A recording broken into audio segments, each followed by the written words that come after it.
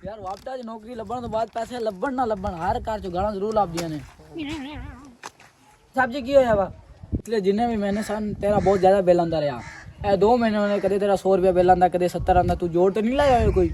नहीं भाई जोड़ नहीं लाया पूरे घर चेक कर लो जे किसी जोड़ लाभ गया मैं अपना सेन बना दूंगा पक्की गल सोच ले एक बार सोची बैठा मैं छोटे जा चेक करके ते जोड़ जूड़ नहीं लगा इधर उधर देख हां तेरा बंदोबस्त करने पुत्र बाकी आ जोड़ लगा वा ओए जोड़ लग गई ओए चला चाय पानी मेरे बहुत रिश्वत है पहले छोटे टीम मार दे ए तो बड़ा शरीफ बंदा वा एवें मल्ले वाले ने बदनाम किया है और की यार